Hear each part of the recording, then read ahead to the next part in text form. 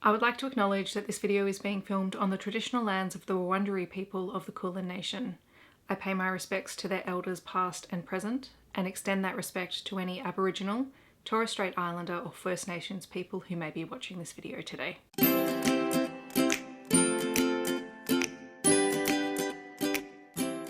Hi everyone, my name is Steph, this is the Novelty Corner and welcome back to my channel. Today I have a books beside my bed video for you where I wrap up the last 7 days worth of reading. This is my reading week from the 6th until the 13th of August. I nearly said July, it is August. And my stats are going to include a couple of junior and middle grade novels that I read in my most recent kids reading vlog. So I'm going to leave that linked on the screen. That's where I'm actually going to talk about the books.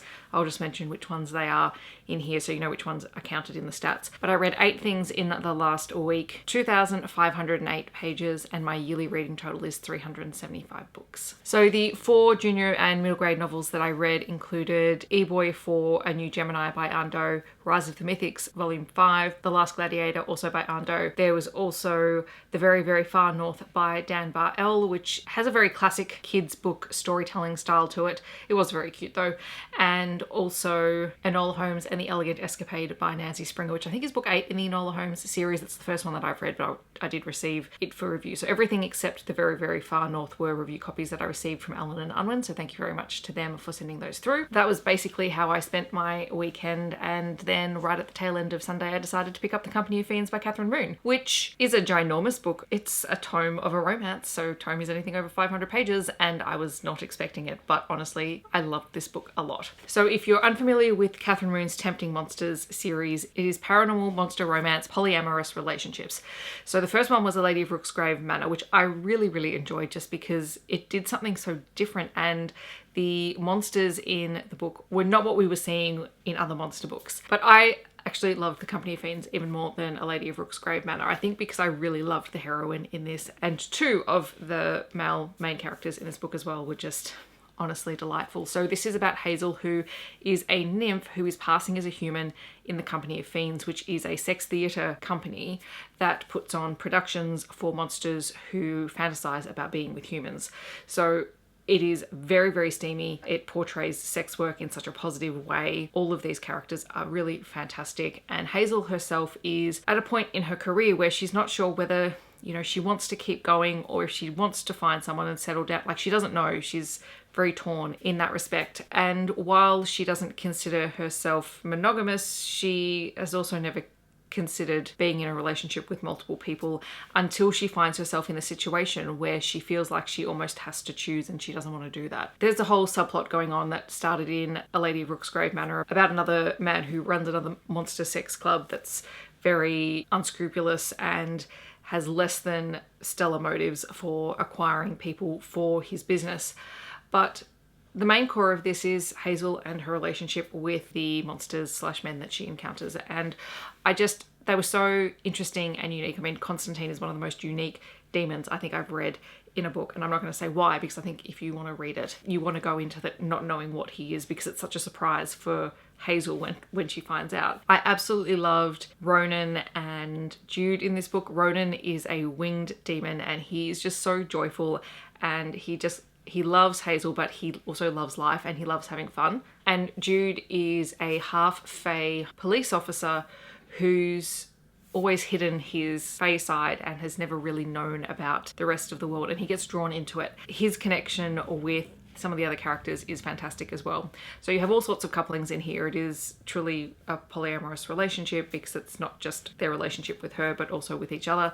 And I thoroughly enjoyed myself. But be warned, it is a brick, but it does read really quickly. So it has that going for it. Then I read The Love in the Mountains trilogy by Suzanne Cass. This is a collection of 3 novellas that all center around a woman who goes missing in the mountains.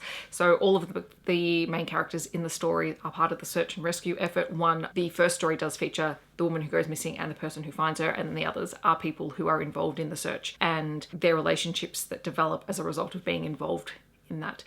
They're very short, they're very quick. I was reading this for my ping pong-a-thon TBR.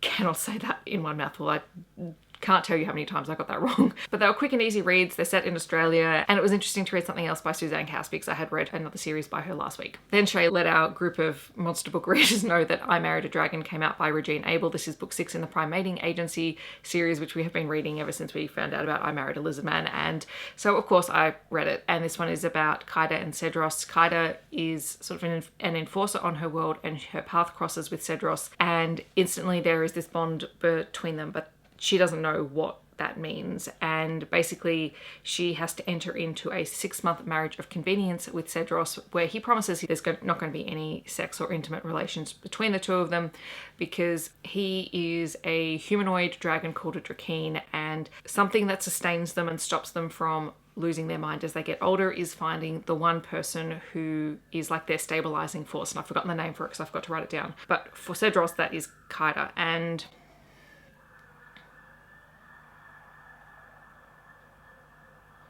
wait for the sirens to go. And so really he just wants her company and to be able to hold her whenever possible, because she calms him down. The longer they spend together, the more she begins to realize that she actually really likes Cedros, and he is determined to win her over at any cost. And it was an enjoyable read. There were lots of things that I really liked. I particularly liked the fact that Cedros is this big domineering character, but he is also a total cinnamon roll of a hero. I liked that Kaida was someone who had a job and had no plans of giving that up.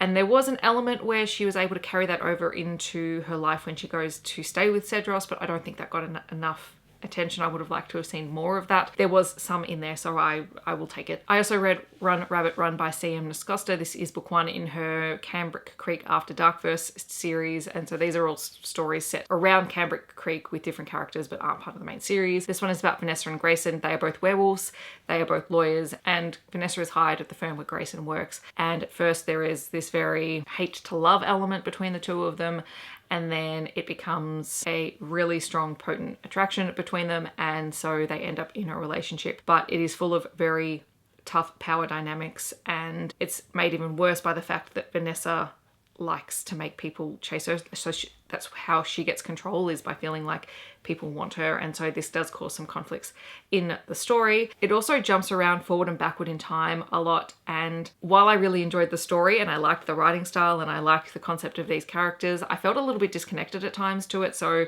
again, I really enjoyed it, but it wasn't a favorite. Then I read a short story called Sky High Bone Deep by N.M. Harris. I think this is another Australian author. This was just something that I think was, I don't know, I downloaded it, and this particular night I just needed something really short and quick and easy to get through. This is the story of a couple who are celebrating their wedding anniversary. They are both on their second marriage. They are both deeply in love with one another and just celebrating in their own way. And they've, you know, as a couple, they've discovered that they have kinks and they don't shame each other for that. And it was just super short and steamy and just, you know, something to read when you don't have a lot of time. And then finally, I picked up Praise by Sara Cate because everyone and their mother has been talking about this book online. I can see why, because I really, really thoroughly enjoyed it. Like, I was compelled from start to finish. I couldn't put it down. This is an age gap ex-boyfriend's dad kink extraordinaire of a book. You have Charlie, who has just broken up with her boyfriend, and she needs to reclaim her half of their bond, of the bond from their rental property, but it has been sent to his father, and so she goes there to go and get the money.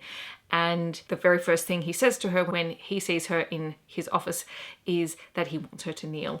And he thinks that she has been sent there by one of his work colleagues as a submissive, and she's surprised when she actually follows the instructions, and he is mortified when he realizes that that is not what she's there for. And then later on, he ends up hiring her as his secretary, just secretary, that is his intent. And he does that in the hope of being able to reconnect with his son from whom he is estranged. But what they don't count on is the fact that the chemistry between Charlie and Emerson is extreme, and he introduces her into the world of kink. He and his best friends have a kink-related dating app, and they're just about to open a very exclusive VIP club to create a safe place for people to explore their kinks and their preferences. Charlie is just so intrigued by the whole thing and starts looking things up and starts exploring her own kinks, which of course sets Emerson off.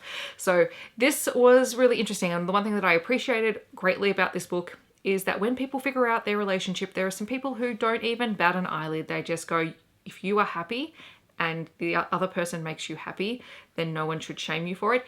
Yes, there are people who do that, so be aware of that going into it, but the majority of the people that they come into contact with, don't shame them for an age gap, because I think this one is about a 19-year age gap. I do also want to preface that there is some transphobia in this book by a character who's only in it for a minor part, but it is directed at someone in Charlie's life who is deeply important to her, so be aware of that going into it. But I thought that was really deftly handled, and the writing was just great. So I was pleasantly surprised that I enjoyed this, because I always get very, very wary of things that are super popular. I am going to dive into the second book this weekend, which I'm a little bit nervous about because it is a step-sibling book. I mean, look, I'll read anything once. I'm not worried about that sort of stuff. I also know there's some catfishing in it, which concerns me a little bit, but you know, after reading this book, I trust that at least the writing style will be very deeply immersive, so I'm very eager to give it a go. I mostly want to get to the third book, which I know is a poly relationship, and I find those really fascinating. I'm enjoying this start into Sara Cate's books, and you'll probably hear more about them in the next couple of weeks. All right, so those are the things that I read this week. In the comments, I would love to know if you have read any of them, or if you're planning on picking any of them up. If you want to let me know that you're here but you don't want to leave a comment, feel free to leave a rabbit emoji down below. Otherwise, I hope that wherever you are in the world, you're staying safe and healthy, and I will see you in my next video. Thanks so much for watching. Bye everyone.